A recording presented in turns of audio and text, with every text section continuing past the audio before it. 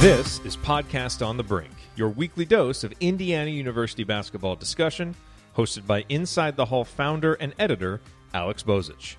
Since 2007, Inside the Hall has been trusted by IU fans across the globe to be the one-stop shop for IU basketball news, commentary, and analysis. Join us over at InsideTheHall.com. That's InsideTheHall.com.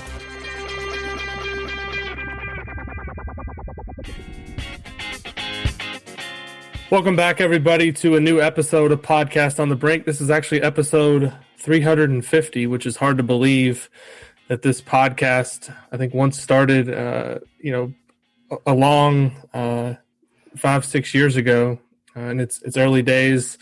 Hosted by Matt Dollinger and Greg Rosenstein. Shout out to them if they're listening to this episode. But we're 350 episodes into Podcast on the Brink, and as we close out 2020, I couldn't think of a better person to have on than a man who's been with me the entire journey of Inside the Hall, Ryan Corazza, the author of Film Session that you look at after every game on Inside the Hall, and also the minute after. Ryan, it's good to have you back. We didn't wait very long to get you back on Podcast on the Brink. How you doing?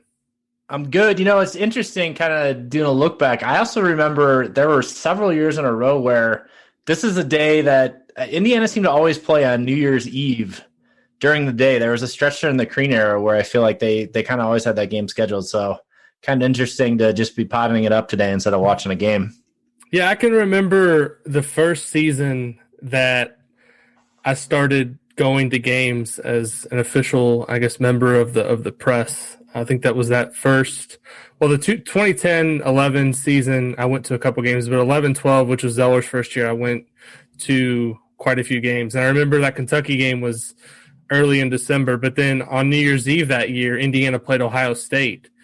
And I remember them winning that game. I think it was an Ohio State team that had Deshaun Thomas, a couple of other. It was, back when Thad Matta had it rolling. That was an Indiana win there too. So that was one of the several big wins that they had. But I do miss those New Year's Eve games. It seems like Indiana hasn't had one for a while, but Indiana now has a bit of a break before its next game coming up on Monday at home against Maryland. But Ryan, we've now had 3 Big Ten games since I last recorded a podcast. So we have a little bit of, I guess, conference-only data to look at from an IU basketball perspective. They're 1-2, and really I think the thing that's standing out to me so far, and I'm not sure what the topic of your next film session is going to be, but you've hit on this a little bit recently. The defense right now isn't exactly holding up to what we thought it would be coming into conference play. You looked at Indiana's first 7 games. They didn't give up a point per possession to any of those teams, and now they've done so the last 3 games. You and I were chatting a little bit during the game last night, just talking about the style of play with Penn State and I guess to some extent too with Northwestern, spacing out the floor and how that's really made Indiana look uncomfortable at times defensively. Are you surprised at how much they've struggled right now, giving up looks like 1.097 points per possession right now, which is 10th in the Big Ten in conference play? Yes and no. I think certainly if you compare it against the non-conference slate, I'm a little surprised that it's dropped off as conference play has happened here with these last 3 games. That said, with 20 conference games, we're only 15% of the way through the Big Ten play. And to your point there about stylistically who they've gone up against, I think Northwestern and Penn State have been their worst 2 defensive games from like a points per possession metric. And yeah, I just think it's a little matchup dependent as well. As you said, with kind of this 5-out style, I think it really spreads out the pack line. And honestly, with Indiana not playing, not having a deep bench, and certainly in the front court now with this Joey Brunk news, which is Race and Trace kind of really up there. I guess Hunter sort of playing as a de facto big man now at times as well. When these teams are having this 5-out style and they're just running like ball screen after ball screen, I think something we saw last night was Trace Jackson Davis just getting tired. I mean, there were a couple plays in the second half and actually one I'll have in the next film session where, ball screen happens, they hard hedge, he recovers back, and then immediately Penn State says, okay, well, you stopped it this time, let's just run it again. And, after a while, if you can kind of bunch a couple of those in a row, eventually you get a little bit of advantage. And I think just having these smaller, quicker teams that are playing this 5-out style has been a bit of a challenge for Indiana defensively, for sure. And then, you look at the Illinois game and they have a guy like Kofi Coburn that's in the middle that is not going to be kind of a playmaker. I mean, it's not that he's not setting any kind of screens out on the perimeter, but so much of how they try to get him involved is not as he's just posting up on the low post and he's putting his hand out and saying, give me the ball. Right. And that kind of slows things down a bit. It doesn't move Indiana's defense around all over the place. And it just allows them to be a little bit more tight in the lane. And I think now there was sort of that hangover with the shooting for both teams. And I think that's a little bit of a reason why Illinois, who's one of the best offenses in the country, didn't really shine against Indiana. But I do also think that matchup wise, it was a better matchup for Indiana as well. And that's why their defense performed better in that game. Yeah, I actually think, oddly enough, the Illinois performance out of the 3 Big Ten games to me is most encouraging from the standpoint of, through 30 minutes defensively, they played Illinois about as well as you can play Illinois, right? I mean, they only give up 69 points on the road, and it took Io basically just going off in the last 9+ minutes, scoring 18 points down the stretch for Illinois to win that game. Indiana had a lead in the second half, up 5 points, I think, somewhere around the 10 to 12 mark in the game. And, one thing that I've wondered this season is, if Indiana is going to be a team that reaches its potential, is it's going to have to win some games away from home. And while they didn't win that game at Illinois, I think the fact that they proved that they could hang tough against one of to me, if I'm looking at the Big Ten teams right now, I think Wisconsin and Illinois are right there at the top. The fact that they hung in there in that game, they didn't win it, but I think that was encouraging from a defensive perspective. But then on the flip side of that, there is concern with how they struggled to defend Northwestern and Penn State, and whether or not other Big Ten teams are going to try to replicate that same formula. Because right now, Indiana doesn't seem to have a counterpunch to that. I mean, the fact that they gave up 12 threes last night to Penn State, a lot of them were lightly contested, and also their worst defensive performance of the season last night doesn't necessarily make you feel great about some of these upcoming games. Sure. And, it's one of these weird things where I remember it was last season against Nebraska. I think it was like it was the early Big Ten season game. And Nebraska, Fred Hoiberg, a guy that coached in the NBA before he came back down in the college ranks.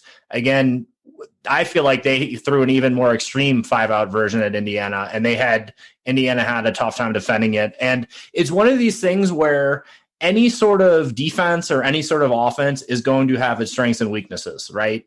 And while Indiana's defense, pack line is about, pressure on the ball and not letting anybody get into the lane. Well, if you're going to do that, that means you're going to give up some stuff on the perimeter.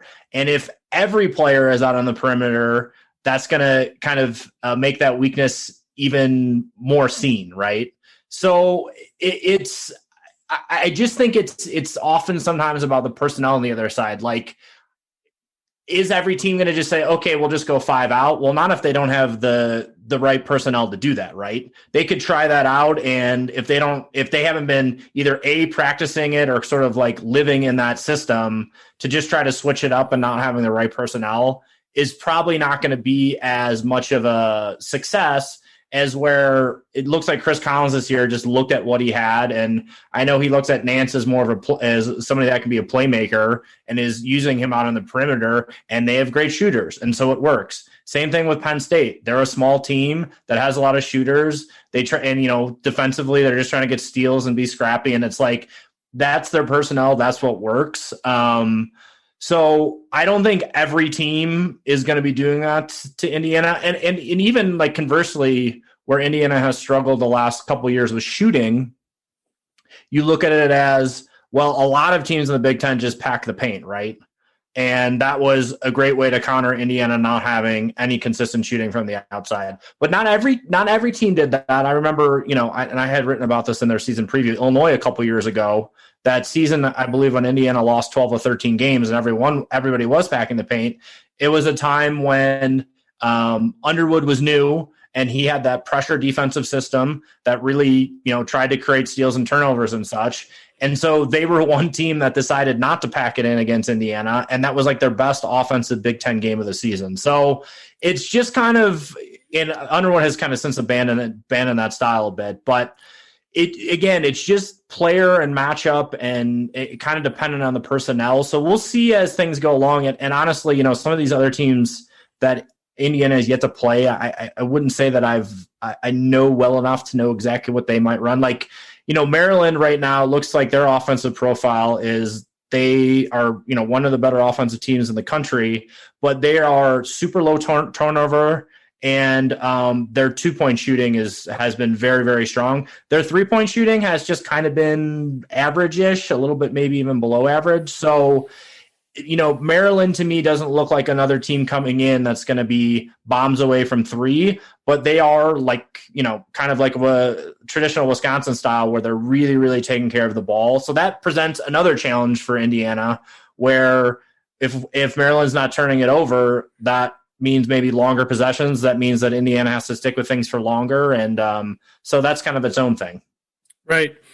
Yeah, I watched a pretty good amount of that Maryland game at Wisconsin, and I didn't think much of Maryland going into that game because I had looked at who they played in the non-conference, really nobody of consequence, and I didn't expect them to be able to go to Madison and put up that performance, but their guards are good. They in many ways lack the big man that's going to be able to slow down Trayce Jackson-Davis. I think one thing they were able to do is, Wisconsin's bigs aren't the most mobile, so they were able to spread them out a little bit and had a couple instances where Dante Scott drove from the perimeter. He's kind of their big guy, but he's a little bit more mobile than Nate Reavers and Micah Potter. Took advantage of them a couple times. So, yeah, Maryland's going to be, an interesting, I think, matchup.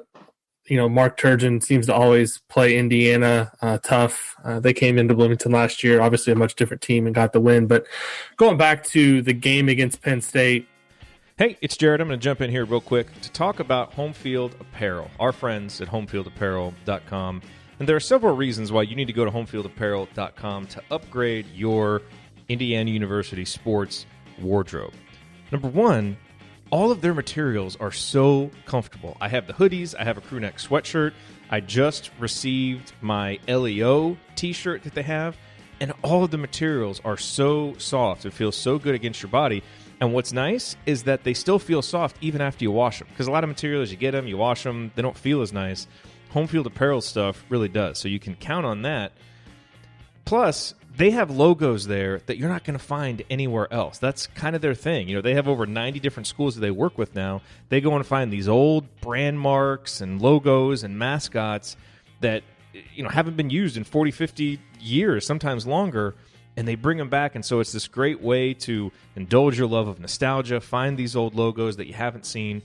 And so when you go there, you'll be able to browse. I mean, for Indiana stuff, they have 2 pages worth of gear that you can see, stuff on t-shirts, stuff on crew necks, stuff on sweaters, such comfortable stuff. And it's not just IU. You may have people in your life that went to school somewhere else. Sorry for those folks, but they may have. And you can find so much gear for other schools as well. And even better, you can save when you go there, because our promo code BRINK, B-R-I-N-K, will help you save 20% on your entire order. So go to homefieldapparel.com, use that promo code BRINK, B-R-I-N-K, and get 20% off your entire order. All right. Back to the show. I was critical of Indiana's performance on Twitter throughout the game. I think a lot of fans were probably not very encouraged by the performance as the game went on, because Indiana, I think, had a 12-point lead at one point in the second half and let that completely evaporate. It looked like, in many ways, like a game that they were going to collapse down the stretch and give away like some of the other close losses they had. But I think they deserve credit from the standpoint of they collectively, it wasn't just one or two guys. This was, 4 or 5 guys working together, particularly from the offensive side of things, to grind out a win. At this point, they needed a win. They were coming off 2 straight losses. It was going to be a really tough hole if they started 0-3 in Big Ten play. So I think from that standpoint, it's encouraging to see them actually close out a close game. And also the play down the stretch in the second half from Al Durham and Rob Phinisee, who were fairly criticized in the last few weeks for basically being invisible at times on the court. Phinisee, I think, a little bit more than Durham, but both of those guys last night, Durham was the catalyst offensively in many ways the first half, and then Phinisee in the second half and overtime, I think, scored 7 points.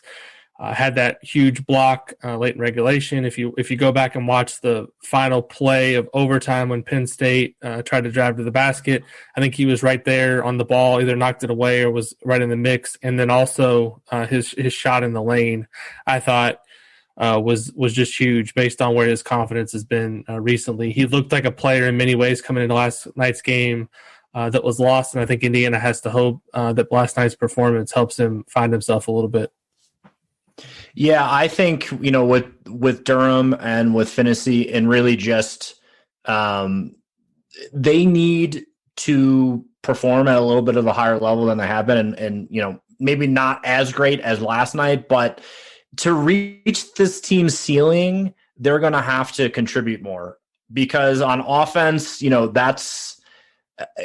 it's a little bit of a work in progress still. And if it's just Armon Franklin and if it's just Trey Jackson-Davis, that's not enough for Indiana to beat good teams in the Big Ten, great teams in the Big Ten, and also, some of the teams that aren't as good in the Big Ten. They really need to have multiple guys kind of step up. And especially, I sort of keep waiting for Franklin to have an off game, and he just has not had one in a while. But at some point, he's going to have an off night, and Phinisee and Durham then are going to be even more important, right? So I think that was a great sign. And really, Phinisee, for a guy that, he doesn't show a lot of emotion, I really think after some of his makes, especially after that, the game winner, Penn State took it down, called a timeout, and the camera was on him as Indiana walked back to the bench. And, you could really see him kind of talking like, I made this shot, like, here we go type situation. So I think that was good to see. And really, he had both the final take of the game, which, I was looking back at that this morning, and he did kind of have Franklin open down in the left corner, and just it was kind of a tough cross swing, like kind of cross court pass, rather skip pass.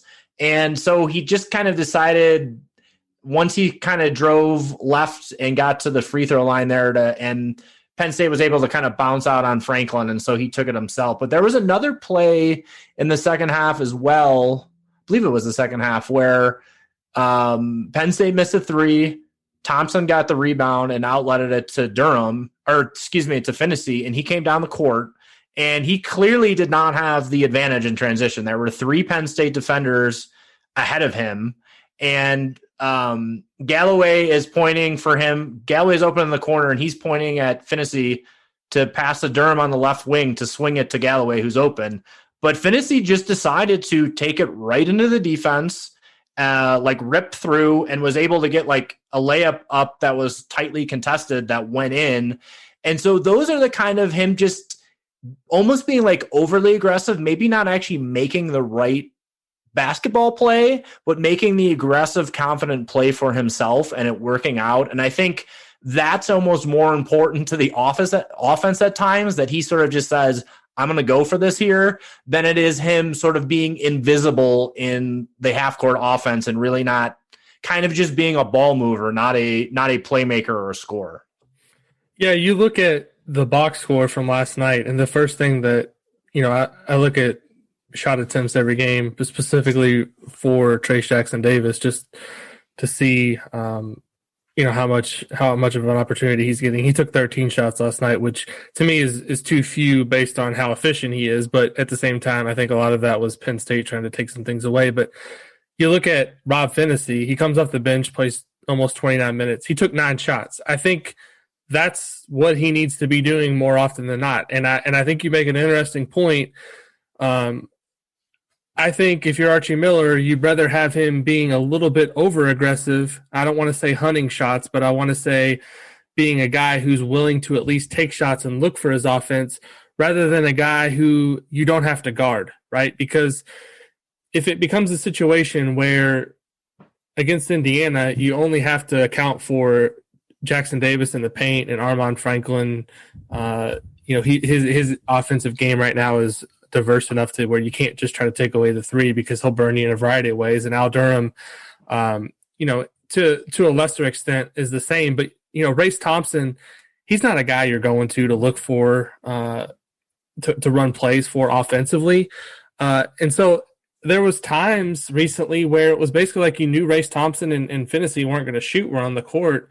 And so it becomes a lot easier to guard that and stop that. So I agree with you. Phinisee is a capable offensive player. I've said to you that I would just like to see him because he's good enough to do this, particularly in transition. When he gets the ball, sometimes just go and try to make a play and get into the lane. It's better than some of the alternate options that sometimes happen. There's a lot of possessions where Indiana's not necessarily getting great shots. And I just don't understand from Rob the lack of confidence of being willing to kind of take on a little bit more of a role. I don't know if he's being coached that way or if it's just a thing where he doesn't have the confidence. But I agree. I was glad to see him last night take a little bit more initiative, get up 9 shot attempts. And then the fact that he took those shots, I think, made him a little bit more confident late in the game that he was going to be able to rise up and make that game winner.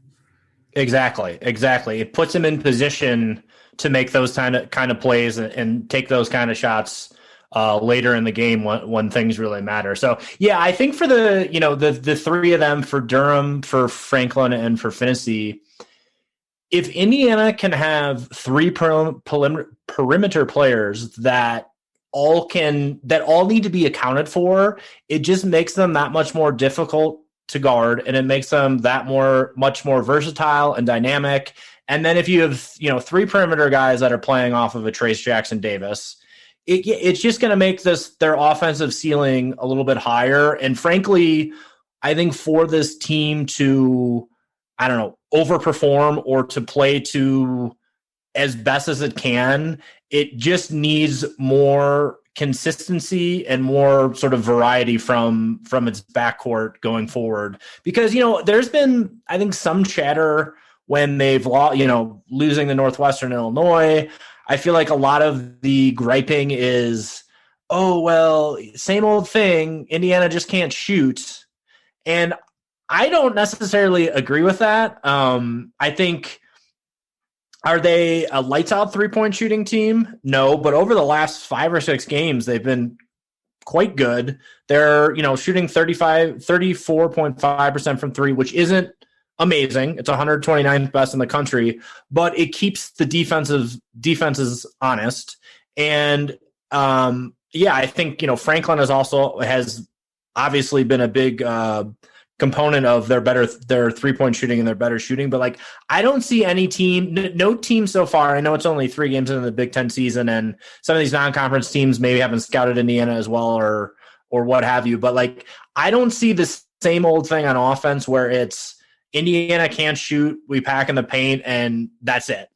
There was long stretches of Big Ten play, earlier in the Miller era, and that was definitely a kind of just a repeated cycle every game. But I while this offense is not elite and is probably somewhere under very good and maybe above good, somewhere in there, a little bit above average. To me, it's not the same offense because they are shooting better. I think Trayce Jackson-Davis has I suppose, risen up a level this year, and there's just more players that can do more things. I think the addition of Trey Galloway, obviously he's been great for moving the ball and knowing what to do. And I think having him on the court a lot has opened up some more things. And so, yeah, that's kind of where I'm at on the offense. I think if they can get more guys going and more having a couple more weapons, that's their where they can get better. Yeah, you hit it. You said it perfectly there on the offense.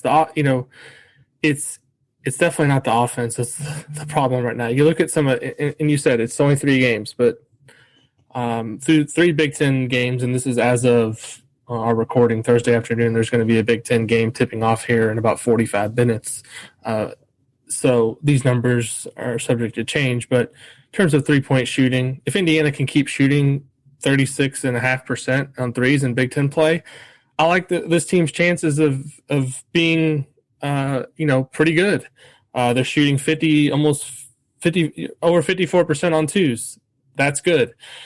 It's not really the shooting that's let them down offensively. It's the turnovers, which haven't been great. That's kind of been a thing that's, over the course of Archie Miller's time in Bloomington has been a problem, but it's a small sample.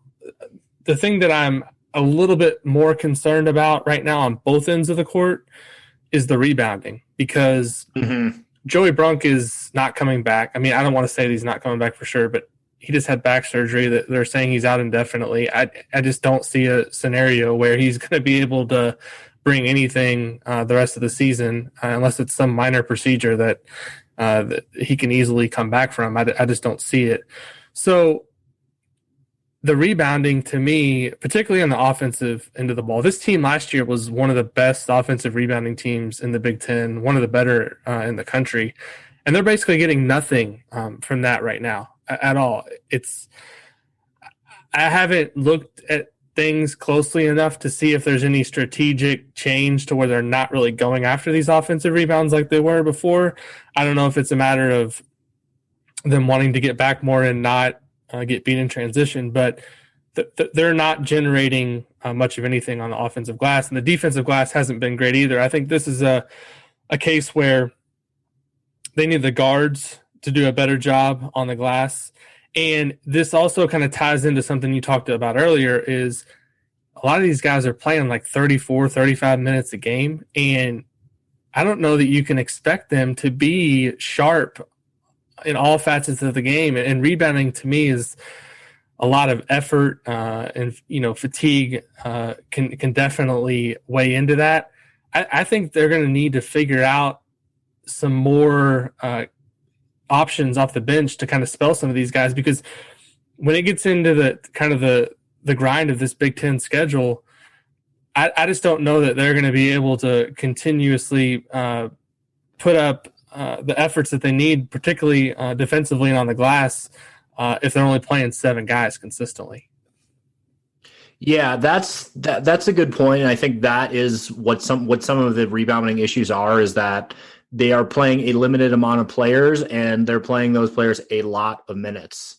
Early in the season, I remember there kind of being an emphasis on guard rebounding, and it seemed like, in Maui, or in Asheville, but Maui Invite, like they were rebounding pretty decently in those games. I think early on against a Tennessee Tech as well. But as the season has gone along, it's really kind of gone downhill rebounding wise. And if you couple not getting second chances, if you're not getting any offensive rebounds with a free throw, they are still very much Archie Miller system. They are getting to the line at a pretty high rate, but that is one area where, while the 3-point shooting has been better, the free throw shooting has not been great.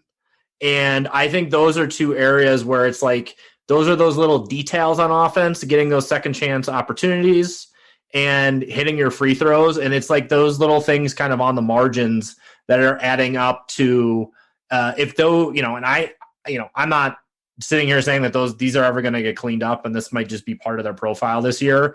But those are kind of what's also limiting them on offense, in that if they're going to be turning it over at a little bit too high of a rate and they're not going to be getting any offensive rebounds, that means you just have less chances to score. You're not getting any second chance opportunities. And on your first chance, you're turning it over.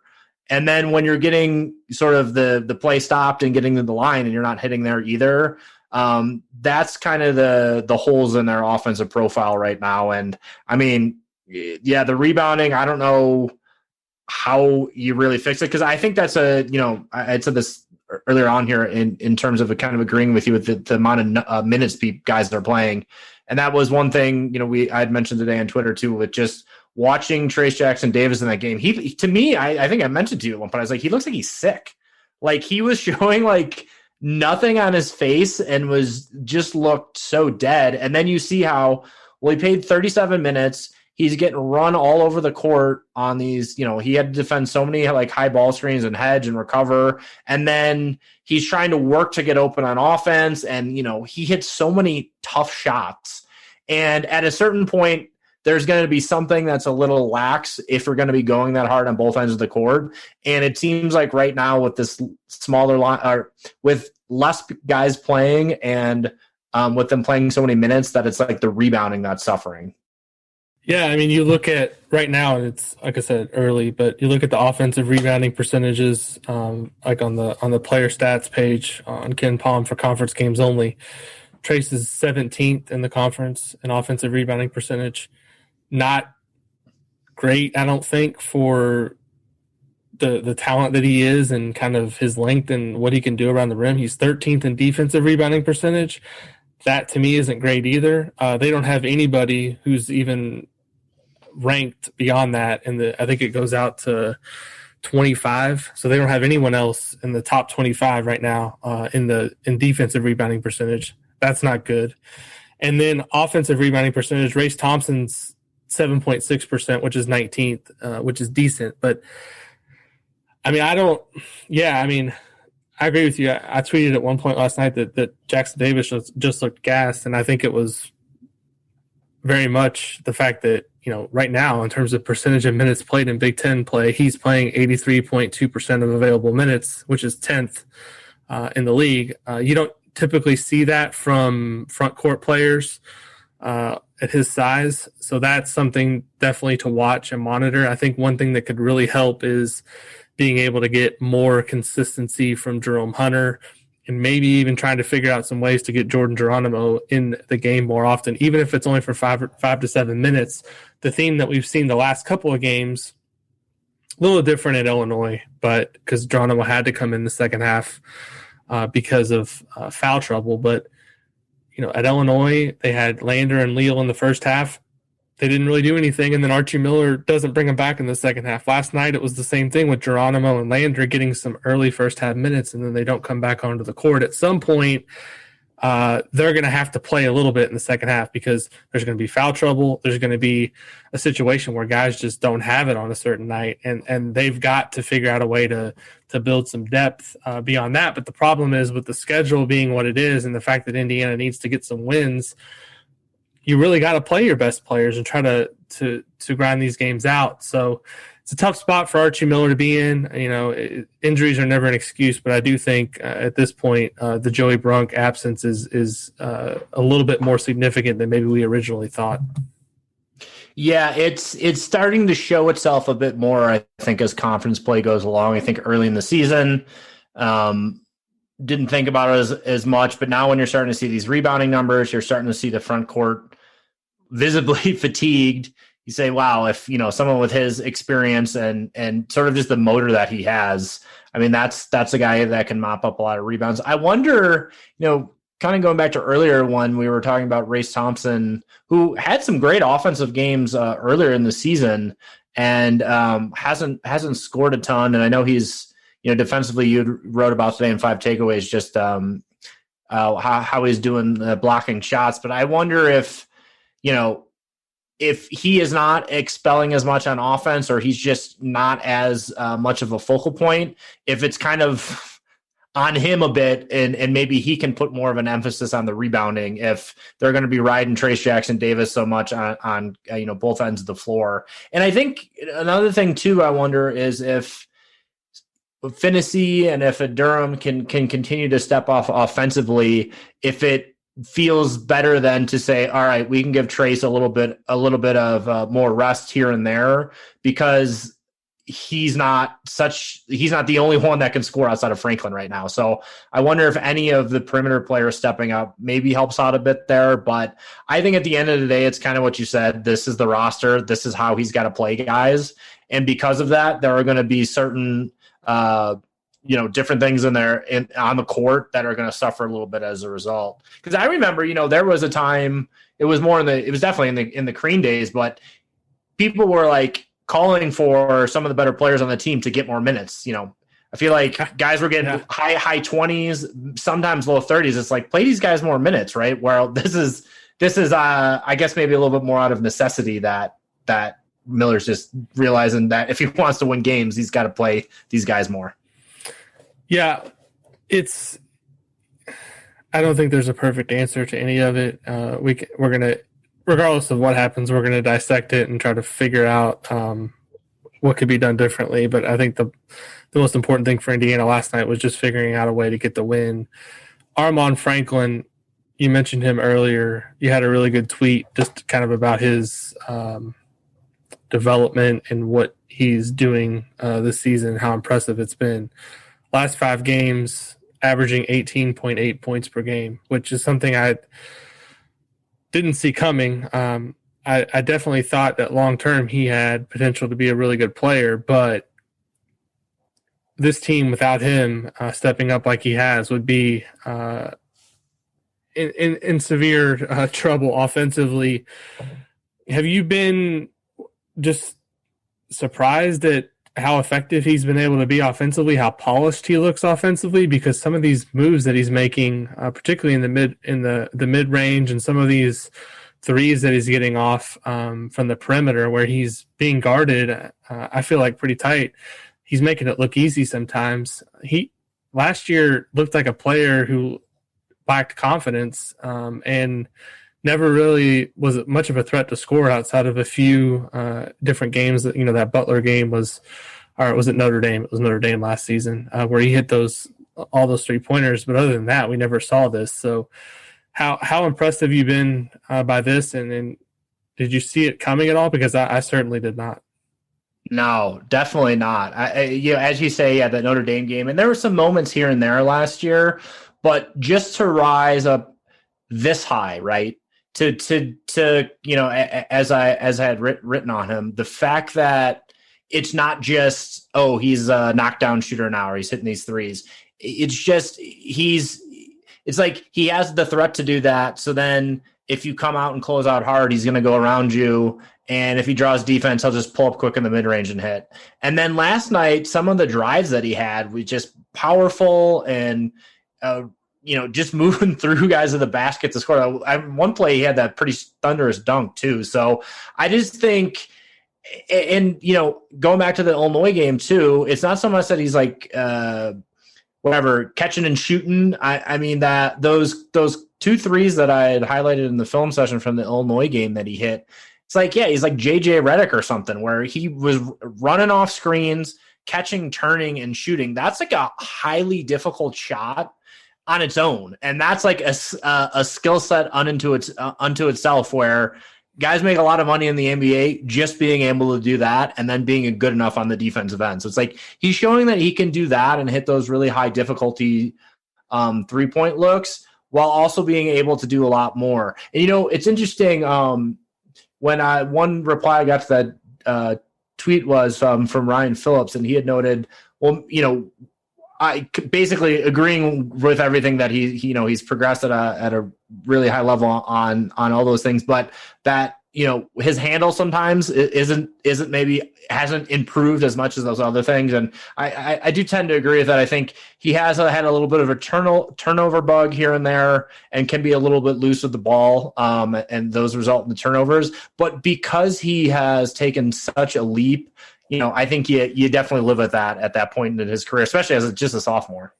Yeah, I mentioned the turnovers to you last night when we were chatting back and forth during the game, and you quickly had a rebuttal that you live with the turnovers, and I agree with that.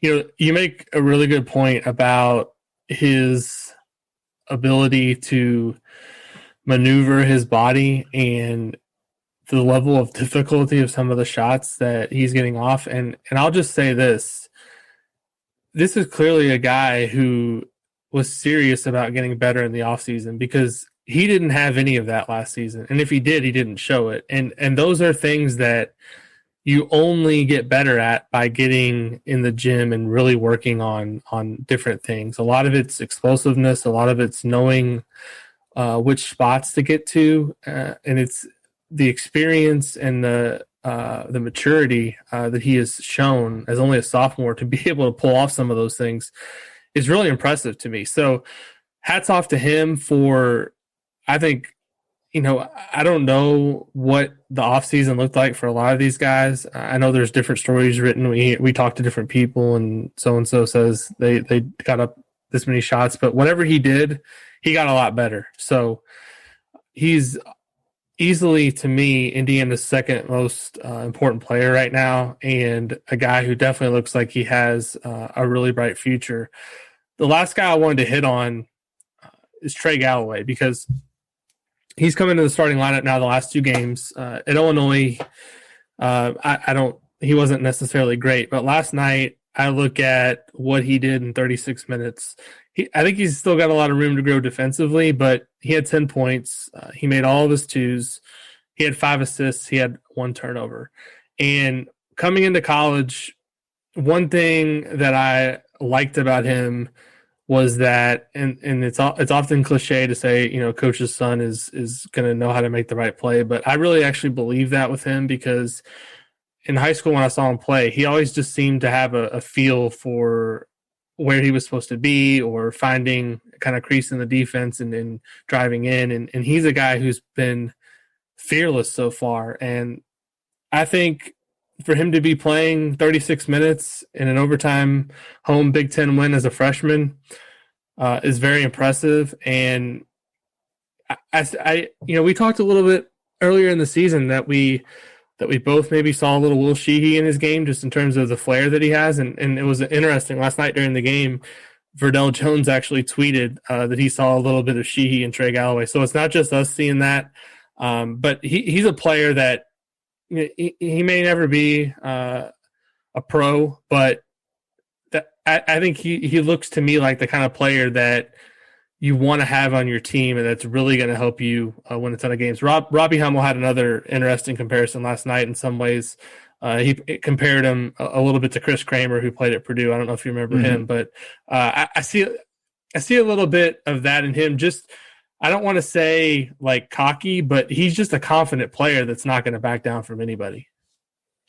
For sure. And I think last night it was good to see him scoring, because he's getting a lot of minutes. He's, just kind of making the right reads, the right plays. He's helping out on offense in terms of his patented move is sort of that get into the lane, get up in the air, like maybe I'm going to shoot it, but then I'm just passing out to somebody on the perimeter. And after I think we used to call that we used to call that the Daniel Moore, right? In the early Crean. Remember that? That? I think he's doing it a little bit better than Daniel Moore. But go ahead. Sorry for interrupting. No, all good. All good. But last night, I think I don't know if he got the first bucket of the game for Indiana, but he scored pretty early, kind of cutting in off of, I think like the right corner, and he sort of had he went under the other side of the basket and put it up. And it sort of reminded me of the Tennessee Tech game, where all of a sudden right away he's scoring. You're like, oh wow, okay, this is what he can bring to the table. So he's going to have to pick his spots here and there in terms of scoring, because I think his 3-point, he's made a couple of 3-pointers here and there, but it's certainly not his strong suit, shooting the ball. So he just sort of fills those other gaps on offense, where obviously he's a great transition player. I think he got a score or two in transition last night as well. That's where he can be utilized. And it's also, some people I'm almost saying are feeling like he should be the point guard. He's sort of the best player in terms of initiating action for Indiana.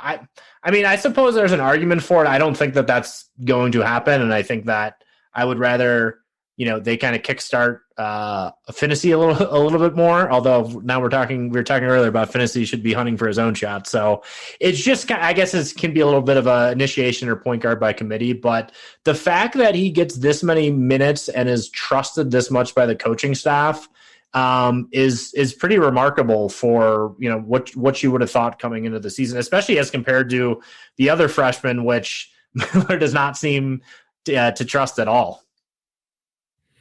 Yeah, I mean, I don't know that there's an argument to make him the point guard, but he's definitely a guy that can facilitate and make plays for others. And even if he's playing on the wing, you can trust him to make the right play. And in many ways, that's kind of what you look for out of a point guard. I don't necessarily know that it matters who brings the ball up to the court. Once Indiana's in its offense, he's a guy that you look at and say he's going to make the right play more often than not. Khristian Lander, I want to close by talking about him a little bit. I almost feel bad for him at this point. I don't know what's going on behind the scenes, and I don't mean that I feel bad for him, the fact that he's not getting minutes, but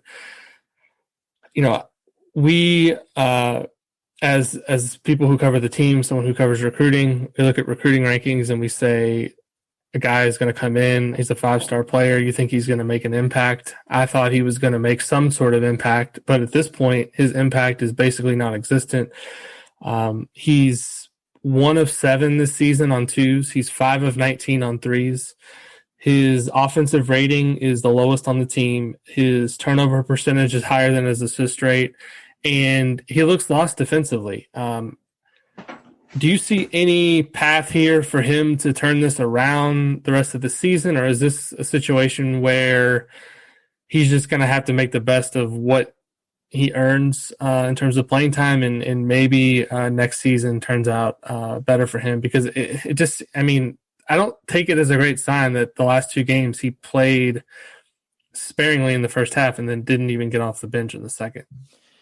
Yeah, it seems to be this situation where he comes into the game and defensively he's not as sharp, or he's drawn, or he's out of position, or he fouls somebody and he gets his couple minutes and then he's yanked and then he doesn't come back in again. And I think some of the fan frustration with it is, well, if he's going to be able to grow and to figure things out and to get more comfortable, he needs more playing time. But I feel like every time he comes in, there's not enough that he does to sort of warrant the playing time. So it's kind of a weird situation in that regard. And is in terms of the rest of the season, I guess, we'll kind of just have to see. But I would assume if he's able to come in and do a little bit more in those spot minutes he's getting in the first half, that more trusting can be gained for him going forward. And I'm sure it's tough too, where he comes in, obviously he's trying to do his best, and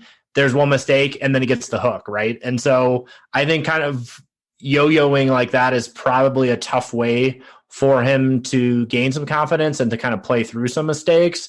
But as we've seen, earlier in the season when he was getting more run,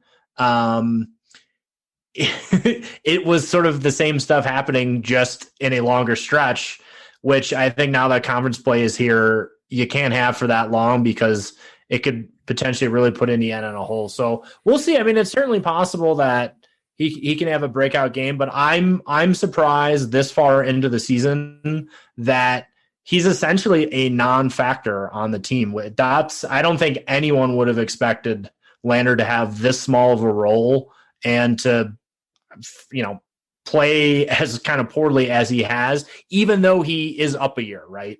Yeah. I think the one thing that stands out to me that maybe could have changed the trajectory of his season was when he was getting those early minutes, he came in and took a lot of bad shots and did some crazy stuff. And I think at the time we kind of dismissed it, but I don't think that necessarily helped in his development in any way. Like, he should have been coming in looking to facilitate for others and letting the game come to him, and it was more of a situation where it almost felt like he was trying to force things. There was a couple of times that happened, I feel like, in the games in Asheville. And I don't think that really helped him in any way kind of get acclimated. And now when he comes in, he almost seems timid to do anything. And that's not a great spot for him to be in, particularly when he's not getting very many minutes. And he's going to have to actually make something happen now to justify playing him more. But I think the hope is that he continues to, stick with it in practice, and maybe there will be a moment or two coming up in these next couple of games where something goes right for him, and Indiana maybe is able to put a little distance between itself and another team in a game, and you can get him a little bit more of an opportunity. But in a game last night where Indiana, and you never want to say a game's a must-win, but Indiana didn't want to start 0-3 in Big Ten play.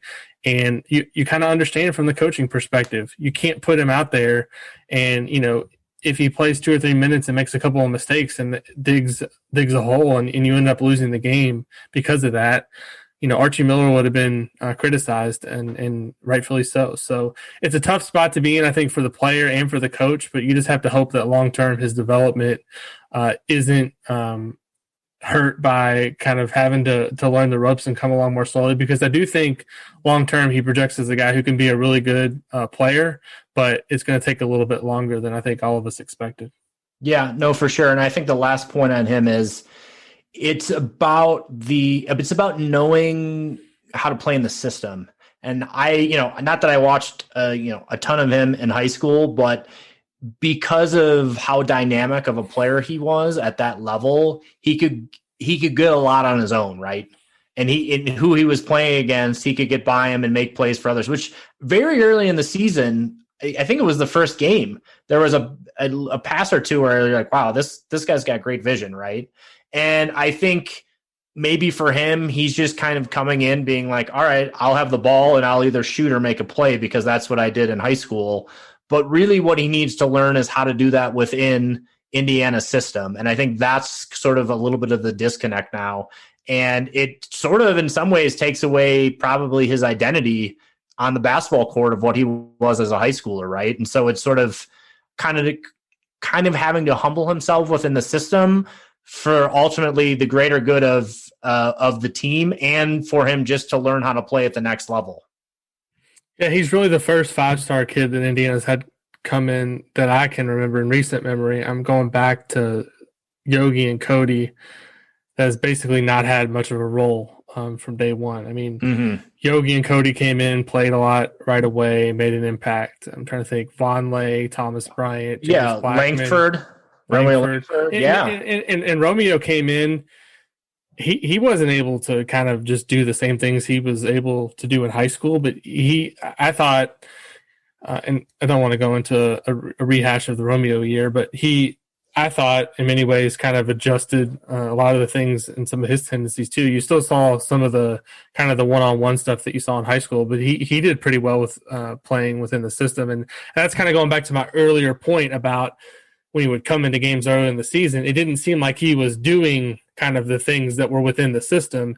And I think maybe that contributed a little bit to him falling out of favor and not being as trustworthy. He probably should have maybe approached that a little bit differently, but he's a young player. He just turned 18 in early August. He really should be in high school. And so I think if you're an Indiana fan, you just have to be hopeful that mentally he sticks with it, because it can't feel great for him as a guy who was looked at, when he committed, it was a huge deal, right? I mean, it was a huge story on the site. It was a ton of traffic. People were excited. Anytime you put the name 5-star point guard from Indiana in a headline, people are going to get excited about this guy. And right now it's basically, we'll see. But it's definitely been an interesting time watching him start out his freshman season. Ryan, what do you have planned for this film session that you're working on now? And we'll get out of here and close out 2020. But I'm just kind of curious what you're looking at for this next one. Yeah, so a couple of plays I actually kind of mentioned earlier in the pod. Just looking at 3 Penn State scores in the second half, where I just think Indiana defensively had a little issue covering the ball screen, and then either Penn State got downhill or found a 3-point shooter. And then those two these really strong Phinisee takes where he kind of just took it on his own, just to kind of show that he can do that and it can be successful. Well, thanks everybody for listening to another episode of Podcast on the Brink. Final episode, as I mentioned, of 2020. Hope everybody is safe this New Year's Eve. Hopefully, I think we're all going to be staying home and hanging out. There's some Big Ten hoops on the rest of the evening here, and hopefully 2021 is a much better year for all of us. So thank you for continuing to listen to support the show. And Ryan, thank you for the time this week. And we'll be back, everybody, next week with another episode of Podcast on the Brink.